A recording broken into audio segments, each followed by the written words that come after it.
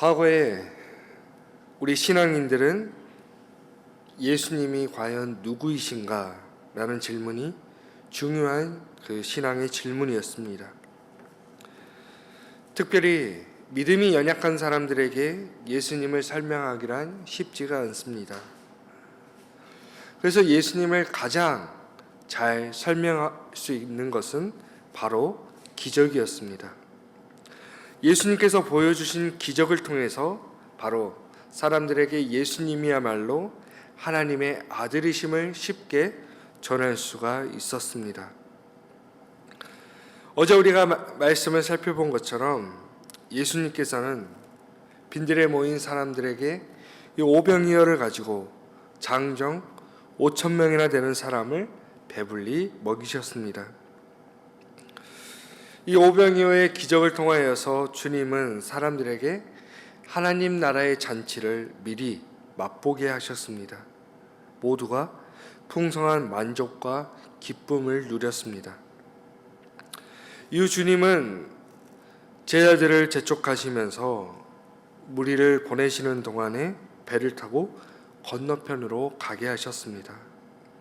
그런데 오늘 우리가 이렇게 본문을 보니까 주님이 제자들을 재촉하셨다, 이렇게 본문은 말하고 있습니다. 재촉한다는 것은 지금 제자들이 하기 싫은 일을 억지로 하고 있다라는 것입니다. 아마도 뒤에 벌어질 사건을 살펴보면 그들이 배를 타기에 좋은 날씨가 아니었던 것 같습니다. 배를 타기 망설이는 제자들에게 주님은 어서 배에 타서 건너가라 재촉하십니다. 어떻게 본다면 주님께서 지금 제자들을 이 풍랑으로 밀어 넣으신 것입니다. 아마도 주님께서 제자들을 이렇게 밀어 넣으신 이유가 무엇인지 우리는 뒤의 내용을 통해서 이미 확인할 수 있습니다. 제자들이 배를 타고 건너가는 동안 주님은 홀로 기도하시기 위해 산에 오르셨습니다. 주님은 산에서 밤을 새워가며 기도하셨습니다. 그런데 배를 탄 제자들의 상황은 좋지 못하였습니다. 육지에서 술이나 떠났는데 바람이 거슬러 풍랑이 일었기 때문입니다. 이렇게 당시에 갈릴리오스는 그 지형상으로 이런 풍랑이 자주 일어났습니다. 배는 이제 다시 육지로 되돌아갈 수 없습니다. 그때에 밤 사경에 주님은 호수 위로 걸어서 지금 풍랑을 맞은 제자들을 향해 걸어오시고 계셨습니다. 당시에는 시간을 일몰로부터 일출까지 이 4등분으로 구분하였습니다. 그래서 밤 사경의 시간은 새벽 3시부터 6시까지의 시간이었습니다. 그래서 지금 제자들이 오랫동안 이 풍랑과 씨름했다는 사실을 우리는 확인할 수 있습니다. 제자들이 오랫동안 풍랑과 씨름하고 있을 때에 주님은 산에서 기도하고 계셨습니다. 이때 자신에게 걸어오는 주님을 보고 제자들은 놀라 유력이라 하며 무서워 떨었습니다. 아마도 무리를 걸어오는 존재가 사람이 아니라 지금 다른 존재라 생각하였던 것 같습니다. 이렇게 두려워하며 떠난 제자들에게 주님은 말씀하십니다. 안심하라. 나니 두려워하지 말라. 여기서 주님께서 자신의 정체를 밝히실 때 사용하던 나니라는 헬라어 단어 에고에이미, 이러한 형태는 구약에서는 하나님께서 자신을 드러낼 때 주로 사용하였던 말이었습니다. 그래서 하나님께서 모세에게 나타나실 때에 나는 스스로 있는 자니라, 이렇게 말씀하시던 그러한 어투였습니다. 예수님께서 제자들에게 이렇게 말씀하시는 것은 지금 예수님의 그 신성을 의도적으로 전하려는 그러한 목적이 있었습니다. 이때 베드로가 주님께 요청합니다. 주님이 맞으시면 저에게 명령하여서 저를 무리를 지나 주님께로 오게 하여 주옵소서. 예수님께서 오라 말씀하시자 베드로가 용기를 내어 배에서 내려 물 위로 걸어서 주님께로 걸어갑니다. 주님의 명령에 순종하여 믿음으로 물 위를 걸을 수 있게 되었습니다. 그런데 이 거센 바람을 보자 어떻게 됩니까? 베드로 마음에 이 두려움이 생겼습니다. 바로 의심이 생겼습니다. 예수님에 대한 그 믿음을 의심하고 잃어버리게 되었습니다. 그 결과 어떻게 됩니까?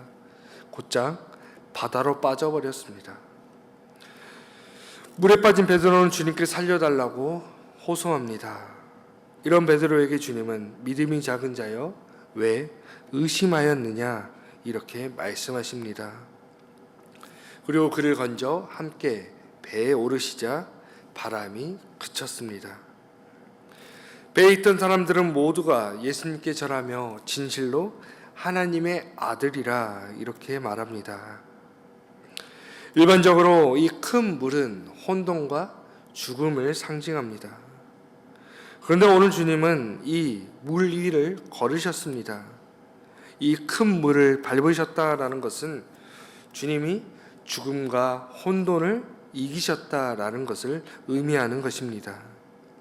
그래서 오늘 본문의 핵심은 예수님께서 이 죽음과 혼돈을 제어하실 수 있는 바로 하나님이라는 사실을 분명하게 말해주고 있는 것입니다.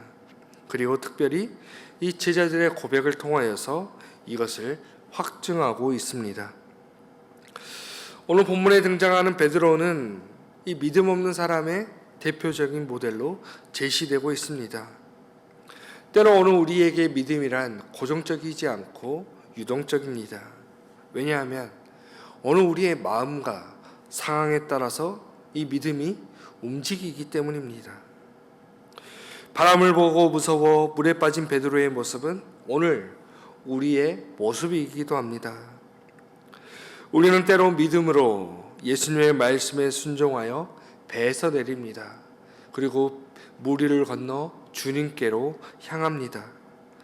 그러나 우리에게 닥친 환난이나 여러 문제 앞에서 어떻게 됩니까? 우리의 그 믿음에 의심이 듭니다. 주님은 왜 우리를 이런 풍랑으로 밀어넣으셨나? 거센 바람이 몰아칠 때에 주님은 과연 나를 돕고 계신가?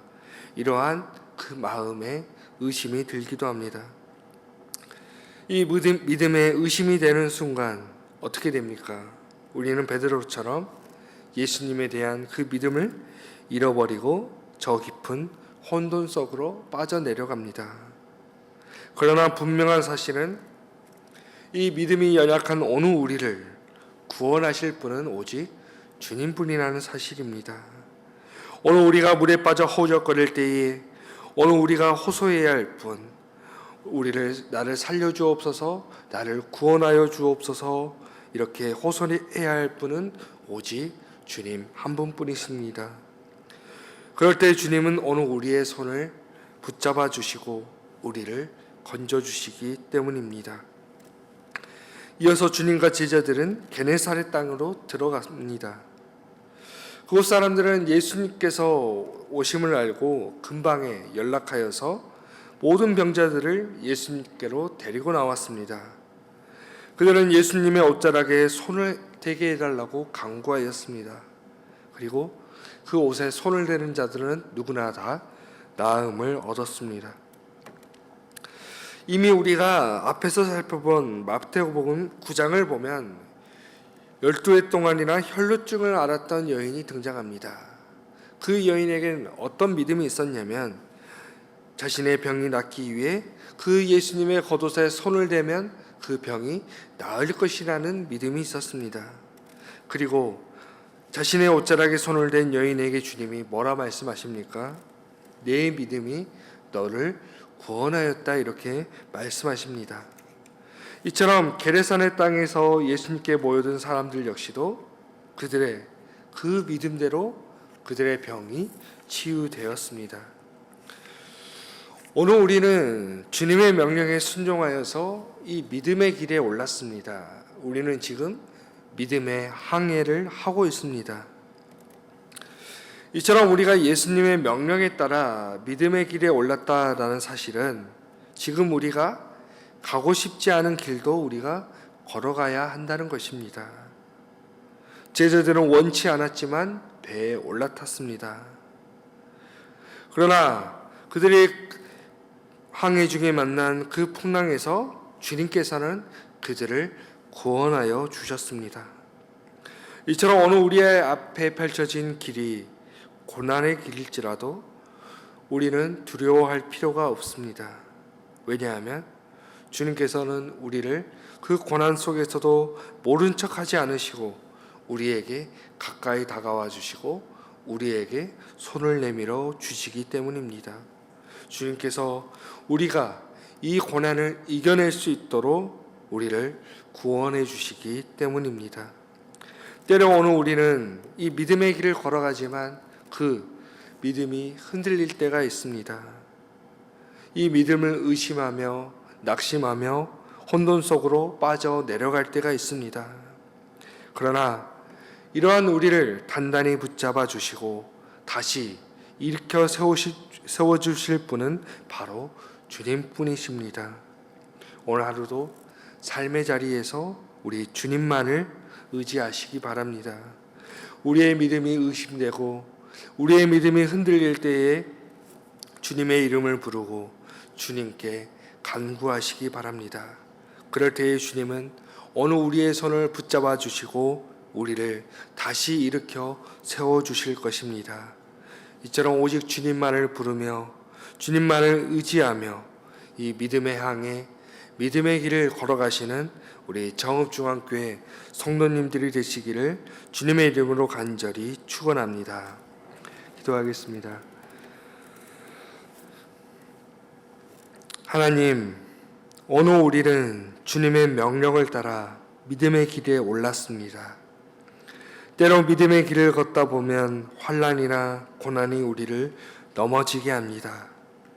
이러한 어려움 가운데에도 우리의 믿음이 흔들리지 않게 하여 주시고 오직 우리를 다시 일으켜 세워주실 주님만을 의지하며 따르는 삶을 살아가게 하여 주옵소서. 이 시간은 세계 각지에서 복음을 전하는 선교사님들을 위해 기도합니다. 주님의 명령을 따라 어디든지 가오리라 다짐하며 복음을 전하는 그 선교사님들의 사역 가운데 주님 함께하여 주옵소서. 갈수록 어려워지는 선교 현장에 귀한 복음의 열매가 맺어지고 세계 열방이 주님께로 돌아올 수 있도록 주님 도와 주옵소서. 또한 이 시간 우리 정읍중앙교회에 세워주신 우리 담임 목사님을 위해 기도합니다. 늘 함께 하셔서 주님 능력을 주시고 주님이 맡기신 그 목양 가운데 어떠한 어려움 없도록 하여 주시고 언제나 주님께 귀 쓰임받게 하여 주옵소서. 오늘 하루도 믿음의 길 걸어가는 우리 교우들 믿음을 잃지 않게 하여 주시고 늘 믿음으로 승리할 수 있도록 주님 함께하여 주옵소서. 주 예수 그리스도의 은혜와 하나님의 사랑과 성령님의 사귐이 어떠한 어려움에도 두려워하지 않고 흔들리지 않는 믿음으로 이 믿음의 항해를 하는 성도들에게 지금부터 영원토록 함께 하시기를 간절히 축원하옵나이다. 아멘.